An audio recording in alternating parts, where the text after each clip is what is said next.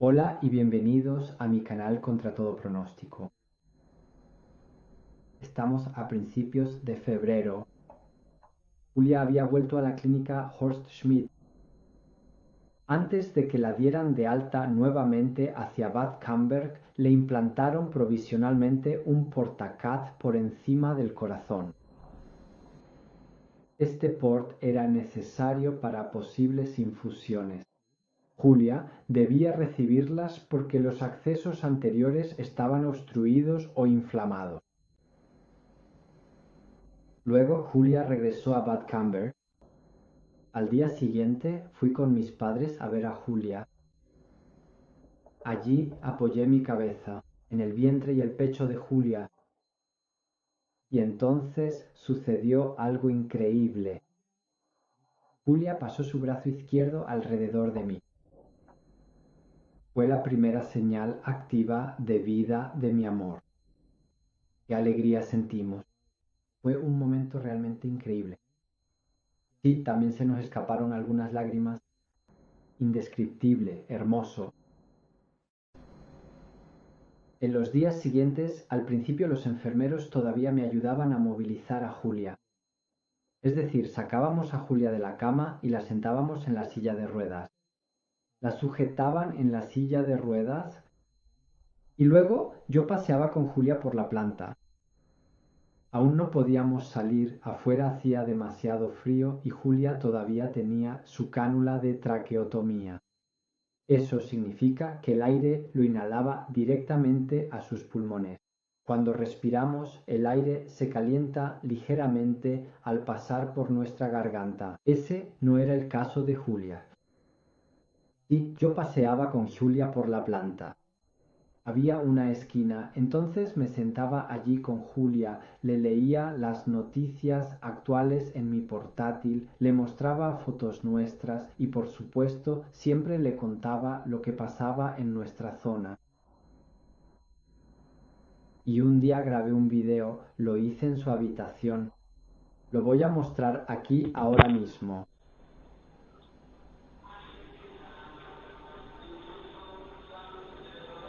Sí, el video es bastante impactante, ¿verdad? Sí. Julia, pon la cabeza recta. Todos los días estaba con mi amor y por supuesto siempre se me ocurría algo nuevo. Un día llevé al castor, o mejor dicho, claro, estaba más a menudo en la habitación de mi amor. Llevé al castor, tenía mi portátil y frente a la cama de Julia colgué sábanas en la pared. Luego moví a Julia hacia un lado, en su cama. No podía caerse porque había una reja. Y enrollé todos los tubos y cables juntos y los escondí en la almohada y la manta. Me acosté en la cama con Julia. Encendí el proyector, fuego a discreción, y luego junto a Julia en su cama en la rehabilitación. Vimos la televisión. Sí. Eso también era terapia para ella. Eso simplemente era un poco de normalidad. También era normalidad para mí. Estaba al lado de mi amor. Vimos la televisión juntos. Quizás aquí también pude desconectarme un poco. Sí, seguro que también fue una sensación muy bonita para mi amor. Sí, por supuesto que lo hice más veces, que me acosté al lado de mi amor y vi la televisión con ella en la pared. Sí, luego se me ocurrió algo más. Esta es todavía la caja original. Bien, ahora también tengo esto. Aquí hice unas pequeñas etiquetas. Aquí pegué unas fotos. O hice pequeñas tarjetas de colores con números o letras. Aquí entonces Julia me mostró, sostuve dos tarjetas, por ejemplo, y dije, señala la tarjeta amarilla o señala la tarjeta blanca, señala el número o señala la letra. Sí, así.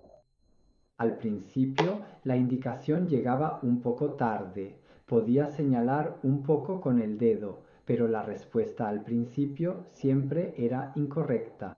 Sí, pero por supuesto alguna vez señaló la tarjeta correcta. Pero como la probabilidad era solo de 50 y 50, fue una suposición. Pero bueno, estas tarjetas eran una parte fija de mis visitas. Estas también estaban siempre en la rehabilitación y con ellas trabajaba regularmente con Julia. Ya era finales de febrero. Se habían cumplido los requisitos previos.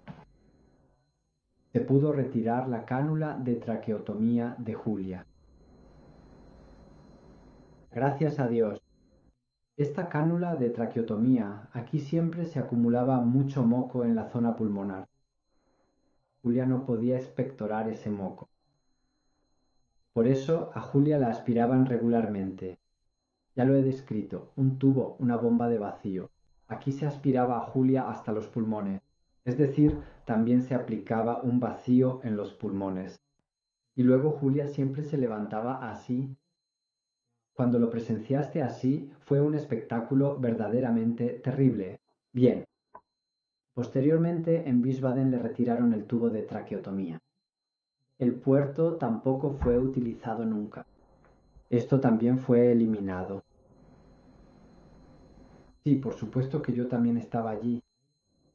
Luego sacaron a Julia del quirófano. Julia llevaba una blusa blanca. Cuando la sacaron estaba incorporada. La camiseta estaba completamente roja aquí. Julia seguía siendo alimentada con nutrición enteral, es decir, por la sonda PEG. 24 horas antes de la operación, Julia no había recibido nada, así que estaba allí con el estómago completamente vacío. La sacaron y de repente Julia tuvo que vomitar. De su boca solo salía bilis, algo que realmente no se puede describir. Fue un color extraño. Y salía y no paraba de salir. Sí, ¿ves algo así, mi pobre tesoro? Sí, fue muy difícil soportar todo eso. Sobre todo cómo mi tesoro aguantó todo eso. Fue duro, sí. Bueno, eso también lo soportó. Y luego volvió a Bad Camber. En Bad Camber, por supuesto, siempre estuve ahí. Trabajé con ella usando las tarjetitas, me acurruqué con ella en la cama, vimos la televisión con el proyector y por supuesto salí a pasear con ella. Cuando el clima afuera lo permitía, por fin también salía con Julia. Sí, y luego una enfermera me dijo que trajera mañana conmigo el cepillo de dientes eléctrico de Julia. Bueno, traje el cepillo de dientes eléctrico. Luego la enfermera le puso el diente mordedor. Julia yacía.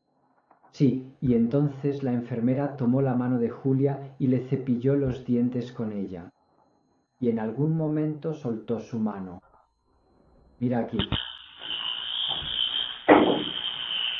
Y creo que eso fue un poco tonto. Es que también es muy difícil. Describirlo, ¿fue un coma vigil o fue un coma vigil? Un estado similar. O sea, Julia todavía no podía responder.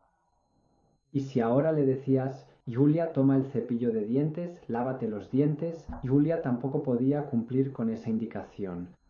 Entonces le pusieron el cepillo de dientes en la mano a Julia y le dijeron lo que tenía que hacer. Sí, y luego guiaron la mano de Julia.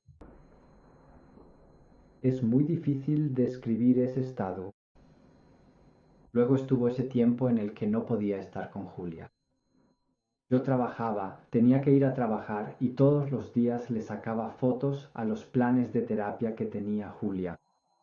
Siempre revisaba cómo estaba involucrada Julia. Eso casi siempre era por las mañanas. Al mediodía le daban su comida. Sí, siempre había mucha tensión hasta que podía llegar a verla.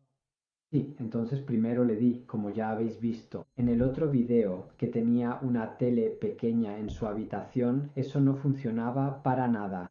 Primero fui a MediaMarkt, me compré una televisión enorme, la puse en la habitación y la conecté. Sí, ahora Julia tenía una televisión grande en la sala. En el tiempo en que era posible, llamaba a la sala y les pedía a las enfermeras o cuidadores que por favor le encendieran la televisión a Julia y que pusieran un canal bueno y adecuado. La mayoría de las veces ponían documentales, lo cual estaba bien y de alguna manera se me quedó grabado porque ahora cuando llego a casa muy a menudo están pasando documentales en la televisión. Sí, a menudo recibía comentarios de que era muy exigente con las enfermeras, que llamaba muy seguido. Bueno, así era, pero nunca nadie me lo tomó a mal. Solo por las noches recibía el comentario de que era exigente. Sí. Mientras tanto, con el médico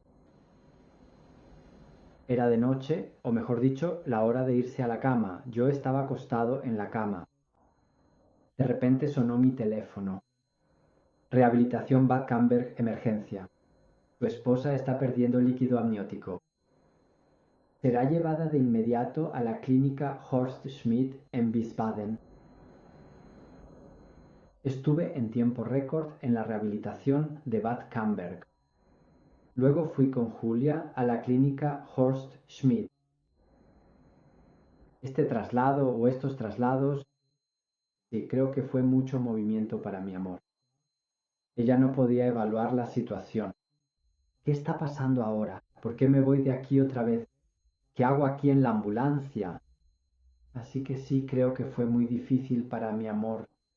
Bueno, Julia vino a la clínica Horst Schmidt. Julia fue examinada y fue una falsa alarma. Gracias a Dios. Era solo orina. Julia regresó luego al centro de rehabilitación de Bad Camberg y, como solía ocurrir, tuvo que irse nuevamente. Pienso que eso también fue debido al estrés. Se requiere paciencia. Bueno, 2 días después, otra falsa alarma. Me llamaron, Julia va a ser llevada a la clínica Horst Schmidt por una emergencia, por pérdida de líquido amniótico. En ese momento yo estaba en mi trabajo. Dije que iría inmediatamente a la clínica Horst Schmidt, así que fui directamente a la clínica Horst Schmidt. De nuevo fue una falsa alarma. Gracias a Dios. Al día siguiente estuve con Julia en la rehabilitación. Entonces me di cuenta de que toda la sábana de la cama donde estaba Julia de repente estaba mojada. Por supuesto, avisé de inmediato. La doctora vino y dijo, eso es líquido amniótico. Julia debe ir inmediatamente a la clínica Horst Schmidt. No, aquí me opuse de inmediato. Dije que no, que eso no era líquido amniótico, que seguramente era otra vez orina, que Julia se quedaba aquí. Y entonces comenzó la discusión con la doctora. Usted no tiene que decidir eso. Le digo que su esposa irá a la clínica Horst Schmidt para un examen. Yo dije que no, que Julia se quedaba aquí, que ese trasplante le causaba estrés a Julia. Esto aquí es solo orina, no es líquido amniótico. Julia se queda aquí. Sí, fue una discusión bastante fuerte la que tuve con la señora, o mejor dicho, con la doctora. Parecía como si hubiera gasolina en el ambiente. Seguro que habría habido una chispa. Bueno, fue de un lado a otro. Al final logré imponerme. Le pedí consejo a nuestra partera. Ella también vino por la noche. Para el examen. Ella entonces realizó las pruebas y gracias a Dios pudo confirmar que solo se trataba de orina.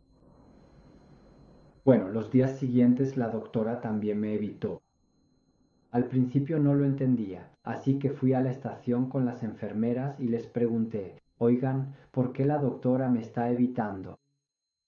Sí, Miguel, la verdad es que fuiste bastante duro. Pregunté, ¿cómo así? Parece que discutiste bastante con ella y la atacaste bastante por debajo del cinturón. La verdad, ya no recuerdo la discusión. O sea, claro que recuerdo que discutí fuertemente con la señora, pero ya no recuerdo exactamente lo que dije. Y ataqué a la señora por debajo del cinturón. Sí, Eso encaja con mi carácter, no lo puedo descartar. La probabilidad es muy alta, así soy yo. Si tengo un enfrentamiento con alguien, también quiero dar en el blanco. Eso va conmigo. Luego fui a ver a esa doctora y le pedí disculpas de todas las formas posibles. Hablamos del asunto y lo resolvimos. El asunto quedó zanjado y todo volvió a estar bien. Y ya no tenemos nada que reprocharnos unos a otros. Tenía. Sí, Julia también estaba recibiendo terapia de los terapeutas durante este tiempo. ¿Y cada cuánto cuesta una sesión de terapia? Bueno, si un terapeuta está enfermo, no hay nada que puedas hacer si se cancela la terapia. Pero ¿cuántas veces recibí el comentario de que Julia estaba demasiado cansada o que Julia no podía hacerlo o Julia no lo hace? Entonces dije, miren, Julia está embarazada, sí, pero no tienen que tratarla como a una princesa. Y Julia no es un huevo crudo. Quiero que Julia reciba terapia. Sí, por un lado entiendo el miedo que tenía el terapeuta o la terapeuta. Sí, si yo hago la terapia de Julia y Julia da a luz a su hijo conmigo, claro que hay que tener miedo, pero en un embarazo sano el cuerpo también puede soportar esfuerzo. Sí, Julia tuvo ese accidente, pero por eso, según mi opinión, Julia podía ser exigida. Y entonces también es positivo que el niño, es decir, el niño no nacido, experimente una carga. Incluso ya en el vientre participa de la vida, es decir, escucha cosas, percibe cosas. Bueno, eso fue un poco al límite, a veces funcionó, a veces me pareció demasiado suave, pero bueno, así fue el desarrollo. Y aquí terminamos ahora. El próximo mes será mucho mejor. Aquí les contaré entonces sobre hasta entonces, el día más hermoso de mi vida.